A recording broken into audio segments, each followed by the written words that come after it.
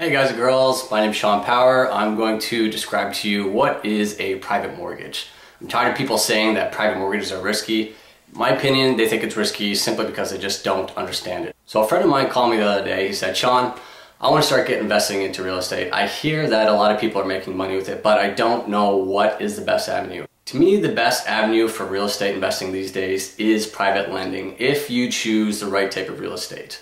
The funny thing is that well, it's not necessarily funny, but he actually just lost his job and he's still looking to do investments. And actually, we just funded a deal with another investor who just lost his job. So people are still doing these investments after losing their jobs. So to me, somebody who's still doing investing after they've lost their job into private mortgages tells me that this is not that high of a risk. However, there are risks with all real estate. I said, think of yourself as the bank, because that's exactly what you're doing. You are going in, you are lending your money just like the bank would. It's going to be secured against the real estate just like the bank would. You have all the same power, you have all the same rules, you have all the same terms as the bank would. However, these deals are the deals that the banks turn down. Why do the banks turn them down? They have all their own reasons, but bottom line is they see either the client or the property as risky. To me, they're not really doing their proper due diligence though. If they do their proper due diligence, they should see that some of these deals are just common sense. So typically the process with a private mortgage is first the connection is made to the mortgage broker. The mortgage broker will take a look at the client, take a good feel for what their full situation is like, what's their credit like, what's their history like, have they made payments in the past, are they actually a respectable client, are they going to make those monthly payments, can they afford those monthly payments? If they can't, then they're not a fit. So after we get past that stage, we then start analyzing the property. Is the property one that we actually believe in? Is the property one that we actually feel like if we were to have to take back that property, are we going to be okay with it? Can we sell it? Or are we going to be sitting on it for 2 years? Because realistically, in this market, there are properties that will sit forever. So when we decide that the property is actually a good fit for us, we now zone in on what's the real value for that piece of real estate. What is it truly worth in today's economy? Not what was it worth 3 years ago, 5 years ago when the economy was hot. What is it worth today if it were to go vacant? Because realistically, that could happen. So I would suggest finding an appraiser that you trust, somebody that you're going to choose to go out and give you their opinion and value. Because there's lots of appraisers out there that will fluff the value on that piece of real estate. I've had appraisals come to me and I thought, what is going on here? This appraiser should lose his job. So once you know what the value of the real estate is, you should never go over 70% of that. At least not in the Maritimes. Maybe in Ontario you could get away with higher percentages because the market's a little bit more competitive. But in the Maritimes we are a little more risky. The properties will stay on the market a little bit longer, so you have to minimize your risk. Some places we won't go over 50% of whatever the value of that piece of real estate is. What you want to do is you want to protect yourself for if you do have to foreclose, can you get your money out of it? Now try doing that with a stock. You're going to be invested into a stock, it could lose 50% overnight. You can't do jack squat about that. This is one of the key reasons why I feel real estate is one of the safer investments. Not only do you have the security of the real estate, you also have the personal guarantee of whoever the borrower is. So if you don't recoup your money from the piece of real estate, you could then go after that borrower in court and try to recoup your money.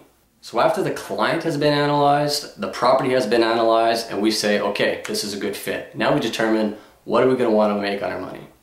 In general, investors in this area will make anywhere from 12 to 15%. Myself, I've personally made as high as 25%.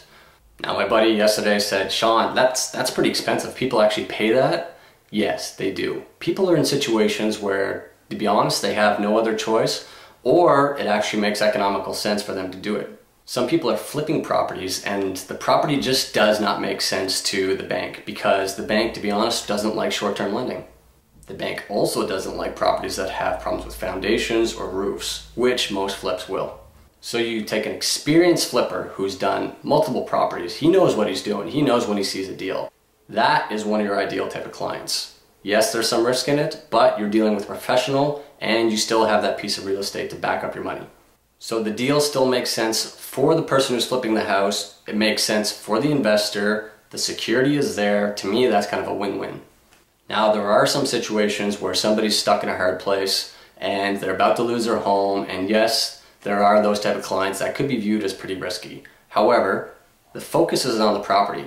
Yes, there's a focus on the clients to make sure that they can make the monthly payments, but in the end, the security is in the real estate. Some people just have no credit. They acquired the property through estates that got passed over to them from their parents. They now got into a little bit of financial bind. They own the property free and clear, and they still can't get money from the bank. Those are the deals that I like. So yes, there are people who will pay that interest. So then he asked me, Sean, how much do these people typically invest? How much do these investors actually put out there? I've heard of people doing deals as small as $5,000. I've also heard of people doing deals with $5 million. So it all depends on what the investor wants to do. If the borrower needs $100,000, you only have $50,000, go find another investor, team up with them. You don't have to do it all yourself. Not only can you do this with cash, but you could also do it with your RRSPs and your tax-free savings accounts. Now that is huge. You can make all this money tax-free. So what happens if they don't pay? You foreclose on them, just like a bank does. Now every property is going to be a little bit different on the foreclosure process, but typically the rule of thumb that I'm hearing from lawyers around here, $5,000 worth of foreclosure fees, 3-month process. Now I know in Nova Scotia, it's almost double that for the money involved and the time in the foreclosure. So you really have to do your homework on what is the foreclosure process within your province. So you go forward with the foreclosure, now you have the property. What's going to happen? Well, if you've done your due diligence correctly, you haven't lent over 70% of the piece of real estate. So that means if the property is worth $100,000, you didn't lend more than $70,000. Now in today's market, it's pretty easy to sell a property for $70,000 that's truly worth $100,000. So this is why the proper appraisal is very important. So in a quick shell, that's kind of what a private mortgage is. Please like or comment below if you'd like to see more of this.